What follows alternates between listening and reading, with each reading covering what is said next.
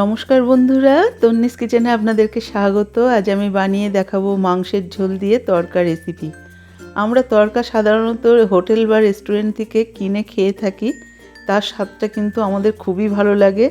তাই আমরা বাড়িতে কিভাবে তড়কা বানালে সেই রেস্টুরেন্টের মতো স্বাদ হবে সেটাই কিন্তু আজকে আমি বানিয়ে দেখাবো। তাহলে দেখে নেওয়া যাক এই তড়কা রেসিপিটা বানানোর জন্য আমাদের কি দরকার। আমি এখানে তড়কা বানানোর জন্য নিয়েছি 400 গ্রাম পরিমাণ তড়কার ডাল। ডালটাকে ভালো করে ধুয়ে ওভারনাইট ভিজিয়ে রেখেছিলাম। হাতে যদি সময় কম থাকে সেক্ষেত্রে কিন্তু 2 থেকে 3 ঘন্টা অবশ্যই ভেজাতে হবে। এরপরে আমি ডালটাকে সেদ্ধ করে নেওয়ার জন্য একটা প্রেসার কুকার নিয়েছি। প্রেসার কুকারের মধ্যে দিয়ে দিচ্ছি 500 ml মতো জল। এবারে আমি জল ঝরানো তড়কার ডালটা প্রেসার কুকারের মধ্যে সবটা দিয়ে দিচ্ছি। এবারে দিয়ে দিচ্ছি হাফ চা চামচ পরিমাণ হলুদ গুঁড়ো। হলুদটা দেওয়ার পরে একটা চামচের সাহায্যে ভালোভাবে মিশিয়ে নিচ্ছি এবং প্রেসার কুকারের ঢাকনা লাগিয়ে দিয়ে আমি কিন্তু এখানে একটা সিটি মেরে দমে রেখে দেব। তারপরে প্রেসার কুকারের সিটিটা মারার পরে আমি পুরোপুরি এটা ঠান্ডা হতে দেব প্রেসার কুকারটা। এরপরে আমি একটা কড়াই গরম করতে দিয়েছি। কড়াইতে দিয়ে দিলাম হাফ কাপ পরিমাণ সর্ষের তেল। এই রান্নাটা কিন্তু সর্ষের তেলেই ভালো হয়। দিয়ে দিচ্ছি 4 থেকে 5টা কুচিয়ে রাখা পেঁয়াজ।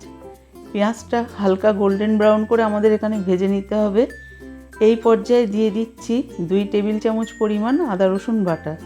আমি এখানে আদা রসুনের সাথে 2টো কাঁচা লঙ্কাও পেস্ট করে নিয়েছিলাম। আদা রসুনটা 3 থেকে 4 মিনিট আমি এখানে কষিয়ে নেব। যখন আদা রসুনের কাঁচা গন্ধটা চলে যাবে এবং পেঁয়াজটা এখানে এরকম হালকা গোল্ডেন ব্রাউন হবে, সেই সময় দিয়ে দেবো 2টো কুচিয়ে রাখা টমেটো কুচি। টমেটোটা দেওয়ার পরে দিয়ে দিচ্ছি হাফ চা চামচ পরিমাণ ধনে গুঁড়ো, 1 চা চামচ পরিমাণ জিরে গুঁড়ো আর 2 চা চামচ পরিমাণ লঙ্কার গুঁড়ো। ঝালটা অবশ্যই আপনারা আপনাদের স্বাদ অনুযায়ী দেবেন। এই সময় যদি আপনারা কেউ একটু কালারটাকে বাড়াতে চান সেক্ষেত্রে কিন্তু 1 চা চামচ পরিমাণ কাশ্মীরি লঙ্কার গুঁড়ো এখানে অ্যাড করতে পারেন। আমি এখানে একটু টেস্টটাকে বাড়িয়ে নেওয়ার জন্য দিয়ে দিচ্ছি 3 থেকে 4টে কাঁচা লঙ্কা কুচি, এটা অপশনাল। আর এখানে দিয়ে দেবো সানরাইজের তড়কা মশলা।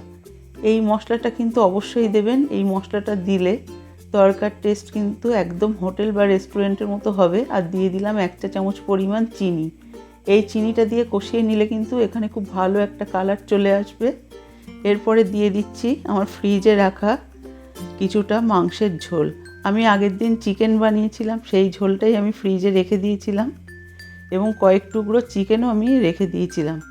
আপনারা চাইলে চিকেনের পিসগুলো একটু ছোট ছোট টুকরো করেও এর মধ্যে দিয়ে দিতে পারেন। এরপরে আমি দিয়ে দিচ্ছি পরিমাণ মতো জল। এখানে যতটা পরিমাণ জল দরকার ততটা পরিমাণ জল এখানে দিয়ে দিলাম।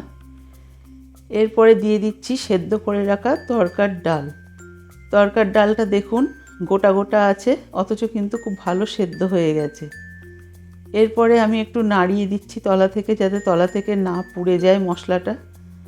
ভালো করে ডালের সাথে মিশিয়ে নিচ্ছি। এখানে আমি তড়কাটাকে ফুটে উঠতে দিলাম এবং দিয়ে দিলাম স্বাদ মতো নুন। এই পর্যায়ে কিন্তু আপনারা নুন ঝালটা চেক করে নেবেন। যদি আরও একটু নুনের প্রয়োজন হয় বা ঝালের প্রয়োজন হয় এই সময় দিয়ে দেবেন। মিনিট 5 মতো ফোটার পরে এখানে দিয়ে দিচ্ছি কাসুরি মেথি। আমি এখানে কাসুরি মেথি 1 টেবিল চামচ পরিমাণ নিয়ে খালি তাওয়ায় একটু রোস্টেড করে নিয়েছিলাম। খালি তাওয়ায় ভেজে নিয়ে এখানে এটা গুঁড়ো করে ছড়িয়ে দিলাম। এই কাসুরি মেথিটা দিলে কিন্তু তড়কার টেস্ট একদম রেস্টুরেন্টের মতো হয়।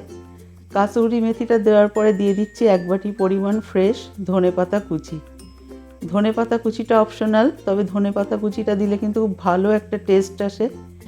ধনেপাতা কুচিটা দেওয়ার পরে আমি কিন্তু এখানে গ্যাসের ফ্লেমটা একদম কমিয়ে দিয়েছি এবং ওপর থেকে ছড়িয়ে দিচ্ছি 1 টেবিল চামচ পরিমাণ কাঁচা সর্ষের তেল।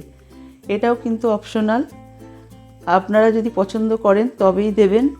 এবং সর্ষের তেলটা দেওয়ার পরে কিন্তু আমি 2 মিনিট একদম গ্যাসের ফ্লেমটা লো টু মিডিয়ামে রেখে ফুটতে দেব। তারপরে একটা বাটিতে আমি আপনাদেরকে সার্ভ করে দেখাচ্ছি। এবং সর্ষের তেলটা যখন দেবেন তখন কিন্তু একেবারেই ঘাঁটবেন না, সেক্ষেত্রে কিন্তু কাঁচা তেলের গন্ধ বেরোবে। আপনাদের যদি আমার এই রেসিপিটা ভালো লাগে তাহলে অবশ্যই সাবস্ক্রাইব করবেন, লাইক দেবেন এবং শেয়ার করবেন।